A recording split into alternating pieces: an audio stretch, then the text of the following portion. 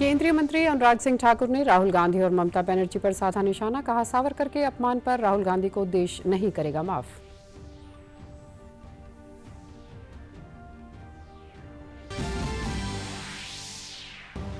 नए वित्त वर्ष के पहले दिन आर्थिक मोर्चे पर आई अच्छी खबर। वित्त वर्ष 2022-23 में जीएसटी राजस्व का कुल संग्रह 18.10 लाख करोड़ रहा।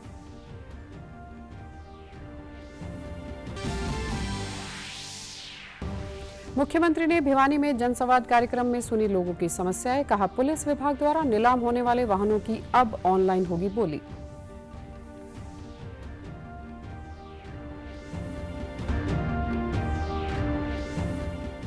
और आज हिसार में दिव्यांगों के लिए लगाया गया खुला दरबार। राज्य दिव्यांगजन आयुक्त ने कहा, एक निजी कंपनी के साथ 10,000 नौकरियों के लिए हुआ समझौता। नमस्कार, मैं हूं आरजू। अब समाचार विस्तार से। हावड़ा में रामनवमी जुलूस की शोभा यात्रा में पथराव हुआ। पथराव के बाद माहौल तनावपूर्ण हो गया। केंद्रीय मंत्री अनुराग सिंह ठाकुर ने रामनवमी पर हुई हिंसा के लिए पश्चिम बंगाल सरकार पर हमला बोलते हुए कहा कि रामनवमी पर जो हिंसा हुई वो दुर्भाग्यपूर्ण है। ममता दीदी सो रही हैं और एक पक्ष को संरक्षण दे रही हैं।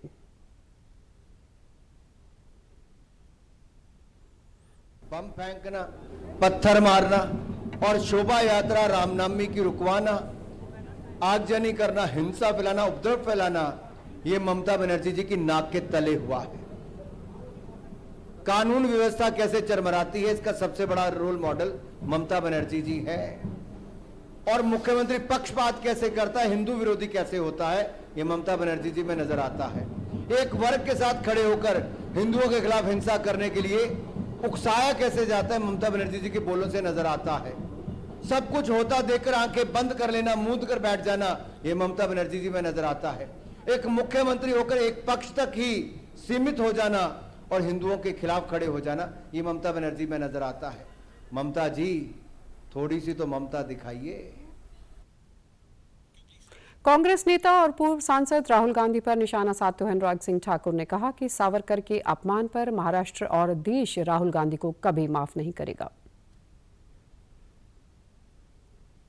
सावरकर जी का जो अपमान किया है, ना देश उनको माफ करेगा और महाराष्ट्र तो कभी भी नहीं करेगा। राहुल गांधी कहते हैं मैं सावरकर नहीं हो सकता। राहुल जी 10 जन्म लोगे तब भी सावरकर नहीं हो सकते। कैम्ब्रिज क्राइस एंड लंदन लाई से बाहर राहुल गांधी को आ जाना चाहिए। राहुल जी, कितना भारत के लोकतंत्र को और कमजोर करने का प्रयास करोगे, कितना भारत को और बदनाम करने का प्रयास करोगा, कितने विदेशी धरती से विदेशी ताकतों का सहयोग लेकर भारतीयों को और भारत को बदनाम करने का काम करोगे। वोट तो भारत के लोग ही देंगे, विदेश के लोग नहीं देंगे। नए वित्त वर्ष के पहले दिन आर्थिक मोर्चे पर अच्छी खबर आई है। मार्च महीने में जीएसटी राजस्व संग्रह 1,60,000 करोड़ से अधिक रहा। यह पिछले वर्ष की तुलना में 13% ज्यादा है, जो जीएसटी लागू होने के बाद अब तक का दूसरा सबसे बड़ा संग्रह है। वित्त मंत्रालय की ओर से जारी आंकड़ों के मुताबिक वित्त वर्ष 2022-23 के आखिरी महीने मार्च में जीएसटी संग्रह 1,60,122 करोड़ रुपए रहा। जीएसटी राजस्व संग्रह लगातार 14वें महीने 1.4 लाख करोड़ रुपए के ऊपर बना हुआ है। आंकड़ों के मुताबिक मार्च के कुल जीएसटी संग्रह में कुल 29,546 करोड़ रुपए, सीजीएसटी 37,314 करोड़ रुपए, एसजीएसटी और रिकॉर्ड आईजीएसटी 82,907 करोड़ रुपए शामिल हैं।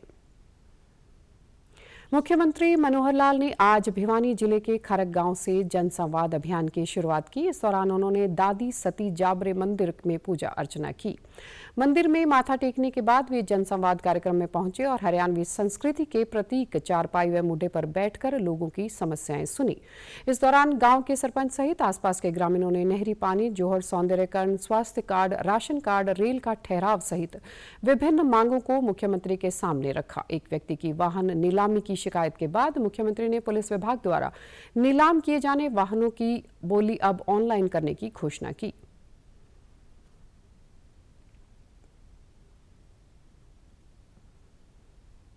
मंजूर कर दिया 2,30,00,000 चारों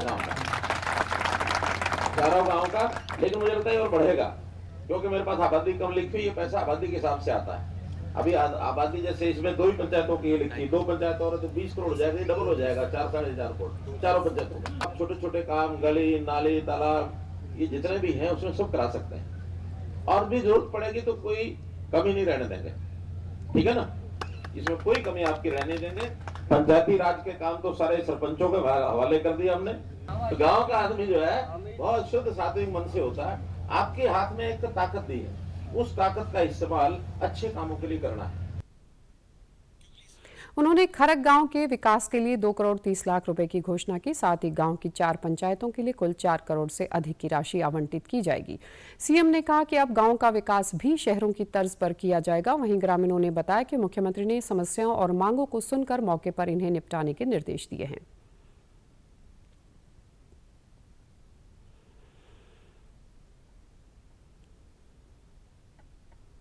तो तुरंत प्रभाव से निपटारा किया।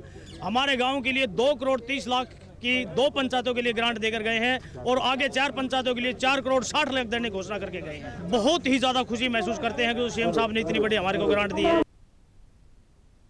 राज्य दिव्यांगजन आयुक्त राजकुमार मक्कड़ ने आज हिसार के लघु सचिवालय में दिव्यांगजनों के लिए खुला दरबार लगाया। इस दौरान उन्होंने दिव्यांगजनों की समस्याएं सुनी और विभिन्न विभागों के अधिकारियों को आवश्यक निर्देश भी दिए। उन्होंने कहा कि सरकार दिव्यांग को सक्षम बनाना चाहती है, इसलिए एक निजी कंपनी के साथ 10,000 नौकरियों के लिए समझौता हुआ है, जिसमें से करीब 1500 दिव्यांगजनों को जल्द ही रोजगार प्रदान किया जाएगा। राज्य आयुक्त ने बताया कि हरियाणा विद्यालय शिक्षा बोर्ड द्वारा संचालित 10वीं व 12वीं की परीक्षाओं में दिव्यांगजनों की फीस को निःशुल्क कर दिया गया है। इसके अतिरिक्त सरकारी सेवाओं में आवेदन फीस को भी अनुसूचित जाति के बराबर किया गया है। आरक्षण प्रदान कर रही है। 1 जनवरी 96 से लेकर 18/4/17 तक 3% के हिसाब से, उसके बाद में 4% के हिसाब से बैकलॉग निकाल करके लगभग 10 से 15 हज़ार नौकरियां नई दिव्यांगजन के लिए निकलनी है। इस समय हमने समझौता किया 10,000 एम्प्लॉई का। अभी पहले दौर में हम 1500 उनको मूक बधिर देने वाले हैं, उसके बाद में ब्लाइंड देने वाले हैं, लो विजन और ब्लाइंड, और उसके बाद में शेष जो दिव्यांगताओं के लोग हैं उनको देने जा रहे हैं। जो उन कंपनी के साथ में हमने समझौता किया है, सरकार ने ये सुनिश्चित किया है कि कंपनी निश्चित समय पर उनको वेतन देगी, उनको ट्रेनिंग देगी, उनको लाने ले जाने की सुविधा देगी, उनको किसी प्रकार की कठिनाई ना आए, ये सरकार ने सुनिश्चित किया है, वरना हम उनके खिलाफ कानूनी कार्रवाई करेंगे। सरकार बीच में इसलिए आई है, और रोजगार दिव्यांग को दिया जाना है।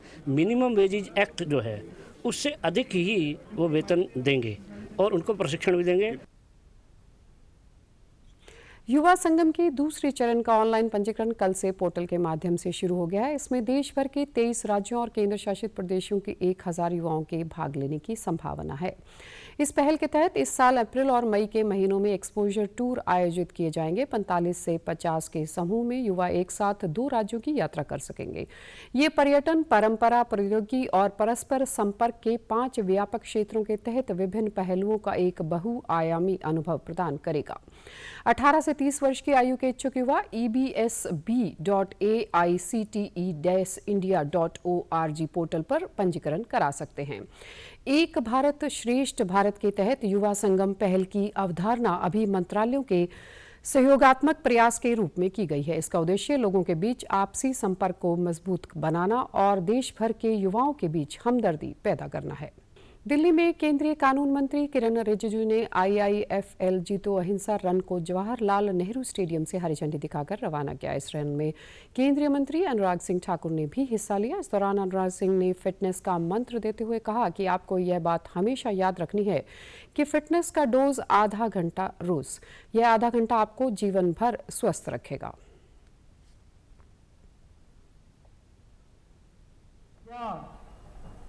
फिटनेस का डोज आधा घंटा रोज, फिटनेस का डोज ये आधा घंटा आपको जीवन भर स्वस्थ रखेगा। और हमारे साथ आपकी युवा पीढ़ी, बच्चे, सबसे बड़ी बात है आज आप जैसे युवा केवल खुद नहीं निकले, अपने परिवार, अपने बच्चों को लेकर निकले हैं, इसलिए भी आपका बहुत बहुत धन्यवाद करता हूं। छोटे छोटे बच्चों में नई ऊर्जा भरने का आपने काम किया है। And thank you for bringing your children to the playground. Thank you for bringing them to the Ahimsa Run. स्वास्थ्य और परिवार कल्याण मंत्रालय के मुताबिक देश भर में पिछले 24 घंटे में कोरोना के 3,824 नए मामले दर्ज किए गए हैं, जबकि 1,784 मरीज उपचार करवाकर स्वस्थ हो चुके हैं। इसके बाद देश में रिकवरी रेट 98.77% हो गया। वहीं साप्ताहिक सकारात्मकता दर वर्तमान में 2.24% दर्ज की गई। देश में कोरोना के सक्रिय मामलों की संख्या 18,389 है। देश में अब तक 220.66 करोड़ से अधिक टीकों की खुराकें दी जा चुकी हैं। पिछले 24 घंटों में करीब 2,500 से अधिक कोविड रोधी टीके लगाए गए हैं। प्रदेश में भी कोविड के कुल सक्रिय मामलों की संख्या 579 हो गई है। प्रदेश में कोरोना रिकवरी रेट 98.93% हो गया है, जबकि कोविड टीकाकरण का आंकड़ा 4 करोड़ 55 लाख के पार हो गया है। पिछले 24 घंटे में 3,000 से अधिक कोविड रोधी टीके लगाए गए हैं। भारत पिछले कई सालों से आतंकवाद से लड़ रहा है। भारत ने जब भी इस मुद्दे को वैश्विक पटल पर उठाया तो शायद ही किसी ने भारत का पक्ष लिया, लेकिन आज पूरा विश्व आतंकवाद से होने वाली विपत्तियों का सामना कर रहा है, जिसे अब मानवता के लिए सबसे बड़े खतरे के रूप में देखा जा रहा है। 26 नवंबर 2017 को प्रसारित मन की बात कार्यक्रम की कड़ी में प्रधानमंत्री नरेंद्र मोदी ने हम सभी को इस गंभीर खतरे की याद दिलाई जिससे हम जूझ रहे हैं।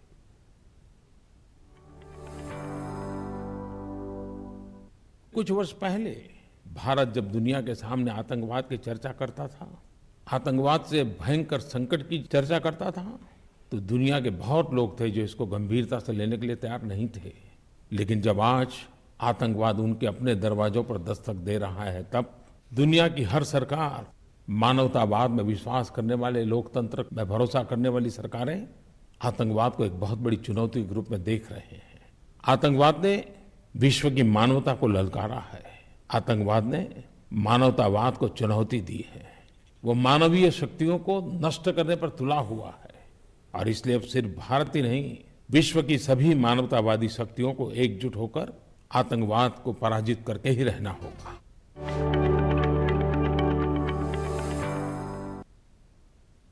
शहरी व स्थानीय निकाय मंत्री डॉक्टर कमल गुप्ता ने हिसार को 10 करोड़ के विकास कार्यों की सौगात दी। उन्होंने शहर को कचरा मुक्त बनाने के लिए मधुबन पार्क से डोर टू डोर कूड़ा उठाने के लिए 35 गाड़ियों, 12 ट्रैक्टर, 2 लोडर, 1 जेसीबी को हरी झंडी दिखाकर रवाना किया। शांतिनगर में सामुदायिक केंद्र पत्रकार कुलश्रेष्ठ के नाम पर बनाया जाएगा। साथ ही वार्ड नंबर 15 PLA में सड़क के साथ बड़वाली ढाणी में फाटक के पास रोड का उद्घाटन भी किया। उन्होंने पार्क में आयोजित कार्यक्रम में कहा कि विकास का दूसरा नाम भाजपा है। वहीं महापौर गौतम सरदाना ने बताया कि अगर कोई कूड़ा उठाने वाली गाड़ी किसी क्षेत्र में नहीं आती तो 1442 पर कॉल कर अपनी शिकायत दर्ज करवाएं। शहर के 1 से 10 वार्डों में एजेंसी के माध्यम से कचरा इकट्ठा किया जाएगा। एजेंसी न केवल कचरा एकत्रित करेगी बल्कि उसका अलग अलग निपटान भी करेगी। सिरसा जिले में पिछले 2 माह से बंद पड़ी सरकारी व निजी खेल नर्सरियां फिर से शुरू हो गई हैं, जिसको लेकर खिलाड़ी और कोच खुश नजर आ रहे हैं। सरकार की ओर से चलाई जा रही नर्सरी में विभाग द्वारा 8 से 14 वर्ष के खिलाड़ियों को 1,500 रुपये प्रति माह और 15 से 19 वर्ष के खिलाड़ियों को 2,000 रुपये प्रति माह छात्रवृत्ति मिलती है। वहीं इन नर्सरियों से कोच के रूप में युवाओं को रोजगार भी मिला है। क्रिकेट कोच सिकंदर सोनी ने बताया कि इन खेल नर्सरी से बहुत से ऐसे बच्चे आते हैं जिनकी आर्थिक स्थिति ठीक नहीं होती। वे आर्थिक रूप से कमजोर होने के कारण खेल को बीच में ही छोड़ देते हैं, लेकिन खेल नर्सरी में आने के बाद उन्हें सरकार की तरफ से छात्रवृत्ति मिलती है और आगे बढ़ने का मौका भी मिलता है।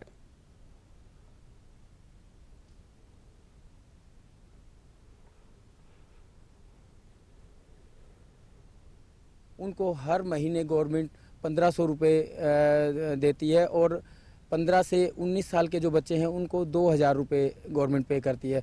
तो बच्चों को बहुत हेल्प मिल पाती है। कोई स्पोर्ट्स इक्विपमेंट है या कोई अपनी स्पोर्ट्स से रिलेटेड जो भी रिक्वायरमेंट है तो बच्चे वो पूरा कर पाते हैं। और सबसे बड़ी बात कि एक मोटिवेशन बच्चों को बहुत ज़्यादा मिलता है इससे। और हम लोग विश्वास दिलाते हैं हरियाणा गवर्नमेंट को कि इस नर्सरी के जो इन्होंने इतना बढ़िया शुरू की है गवर्नमेंट ने हमारी, तो इसके बाद बहुत अच्छे बच्चे तैयार होंगे और बहुत जल्दी हम लोग हिंदुस्तान के लिए अच्छे प्लेयर देंगे। क्रिकेट खिलाड़ी अंजलि व अन्य खिलाड़ियों ने सरकार का आभार जताते हुए बताया कि जो सामान उनके पास खेलने के नहीं था वह सरकार की तरफ से उपलब्ध करवाया जा रहा है।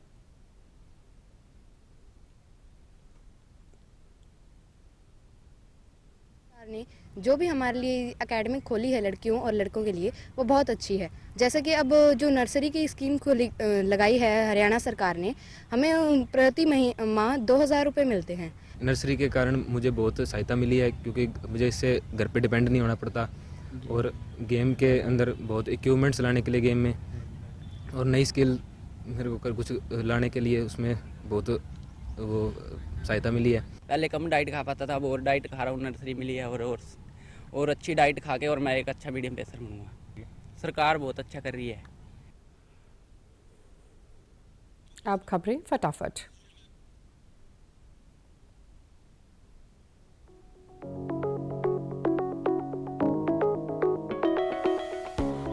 प्रधानमंत्री कल नई दिल्ली में सीबीआई के हीरक जयंती समारोह को करेंगे उद्घाटन। उल्लेखनीय सेवा के लिए पुलिस पदक करेंगे प्रदान। इसरो ने दोबारा उपयोग में लाए जा सकने वाले प्रक्षेपण यान की स्वत लैंडिंग के मिशन का कर्नाटक में किया सफलतापूर्वक परीक्षण।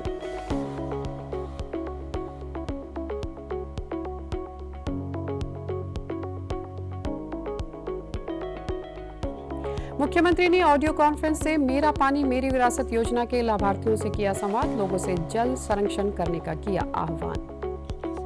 और प्रदेश सरकार ने सहकारी चीनी मिलों के किसानों की गन्ने की बकाया पेमेंट का भुगतान करने के लिए 311.32 करोड़ रुपए किए जारी। समाचारों में आज इतना ही। नमस्कार।